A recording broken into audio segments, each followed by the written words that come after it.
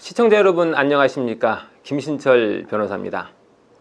SNS가 발달하면서 사이버상에서 수많은 정보들이 유통되면서 특정인의 명예가 훼손되는 일이 빈번하게 발생하고 있는데요.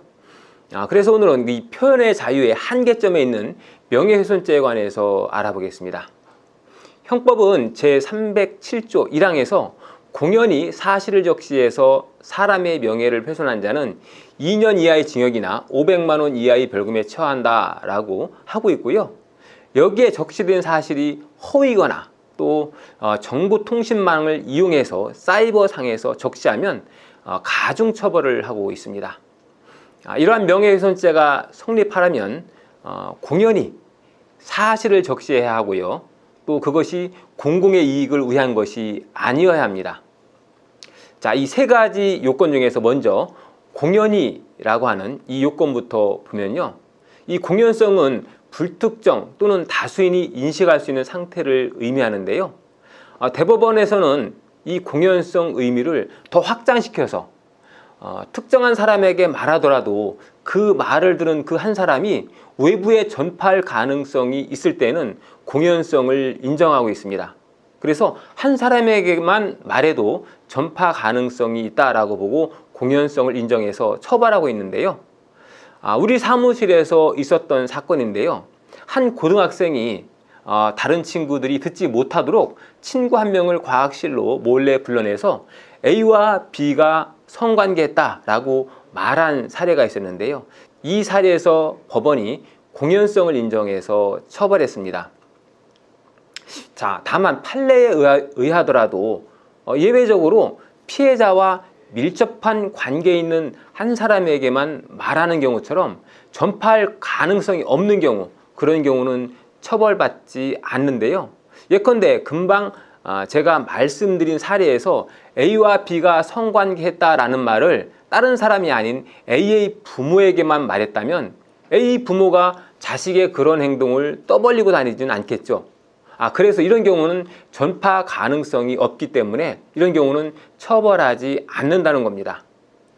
자, 다음으로 명예훼손이 성립하기 위해서는 사실의 적시라고 하는 것이 있어야 하는데요. 많은 분들이 착각하고 계신 것이 진실한 사실이면 명예훼손이 되지 않는다라고 생각하시는데요. 그게 아니고요. 진실한 사실을 적시해도 명예훼손죄로 처벌을 받고요. 허위의 사실을 적시하면 더 가중처벌을 받는 겁니다. 사실을 적시할 때는 객관적으로 증명할 수 있는 사실을 구체적으로 적시해야 하기 때문에 모욕적이고 추상적인 판단은 명예훼손죄에 해당되지 않습니다. 그래서 예를 들어서 A는 행실이 나쁘다, XX 같은 놈이다 라고 이렇게 얘기했다 하더라도 이것은 사실을 적시한 것이 아니라 가치 판단한 거죠. 그래서 명예훼손죄는 성립하지 않고요. 다만 사람을 모욕한 것이 될 수 있기 때문에 모욕죄가 성립할 수는 있습니다. 자, 또 이 사실의 적시라고 하는 것은 반드시 사실을 직접적으로 표현한 경우에 한정하는 것은 아니고요. 간접적으로 우회적인 표현에 의해서 사실의 존재를 암시하는 경우에도 사실의 적시로 볼 수 있습니다. 전에 언론에 나왔던 사례인데요. 한 SNS 이용자가 유명 연예인에 대한 연예 기사에 그 비방성 댓글을 게재하면서 명예훼손죄로 기소돼서 유죄 판결을 받은 사안입니다.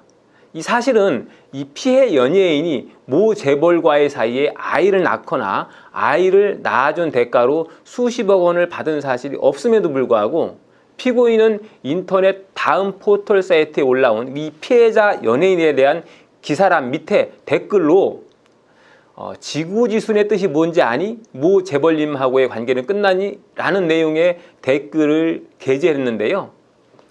법원은 이 댓글이 이루어진 장소, 시기, 상황 그리고 그 표현의 전 취지를 비춰보면 피고인이 간접적이고 우회적인 표현을 통해서 사실을 암시하는 방법으로 사실을 적시한 경우에 해당한다라고 해서 유죄를 선고했습니다. 그러니까 우회적으로 암시적으로 댓글을 다는 경우에도 사실의 적시가 될 수 있다는 거죠. 자, 또 사실의 적시라고 하기 위해서는 피해자가 특정되어야 하는데요. 피해자가 특정되기 위해서는 반드시 피해자의 성명을 명시할 필요는 없고요. 표현의 내용을 주의사정과 종합해서 볼 때 이게 누구를 지목하는 것이구나 하는 것을 알 수 있는 정도면 족합니다. 최근에 있었던 사례인데요.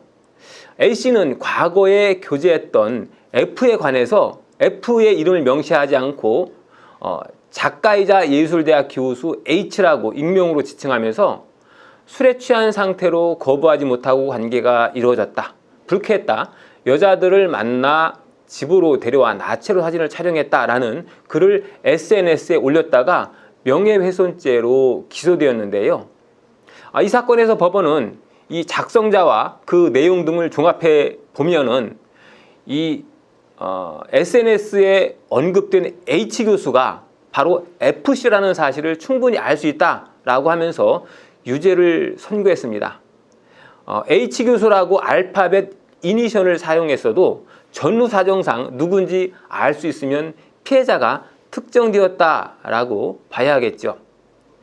이러한 사실의 적시는 또 그 수단이나 방법에 따라서 처벌이 가정될 수 있는데요. 정보통신망을 이용해서 사이버상의 명예훼손의 글을 올리거나 신문 잡지를 이용해서 명예훼손을 하면은 3년 이하의 징역으로 가중처벌됩니다. 이런 수단들을 이용하면 광범위하게 전파가 되어서 피해가 커질 수 있다는 점을 고려해서 가중처벌하고 있는 거죠. 자, 이렇게 진실한 사실이든 또는 허위의 사실이든 사실을 적시해서 명예를 훼손하기만 하면 모두 처벌을 받는다고 한다면 무서워서 신문기사도 못 쓰고 SNS에 댓글도 못 달겠죠. 그렇게 되면 표현의 자유가 너무 위축이 되겠죠. 그래서 우리 법은 위법성 조각사유로 형법 제310조를 규정하고 있는데요. 형법 제310조를 보면 진실한 사실로 오로지 공공의 이익에 관한 것인 때에는 처벌하지 않는다라고 규정하고 있습니다. 그래서 서로 타인의 명예가 조금 훼손되더라도 진실한 사실이고 공익을 위한 것이라면 처벌하지 않겠다는 것인데요. 여기서 중요한 것이 오로지 공익을 위한 것이어야 한다는 겁니다. 대법원은 국가 사회의 이익에 관한 것, 이것은 당연히 공익에 관한 것이죠. 거기서 더 나아가서 특정한 사회 집단이나 그 구성원 전체의 이익과 관심에 관한 것도 공공의 이익이 있다고 보고 있습니다. 그래서 과거 사례가 하나 있었는데요. 협동조합의 조합원인 피고인이 조합 임시총회에 참석하는 조합원들에게 자, 이거 봐라. A랑 B가 협동조합 돈을 다 해먹었다 라고 말하면서 A와 B가 협동조합의 재산 10억 원을 횡령하였다라는 범죄 사실이 기재된 판결문 사본을 배포한 사건이 있었는데요. 이 사건에서 법원은 피고인의 행위가 공공의 이익을 위한 것이다 라고 봐서 무죄를 선고했습니다.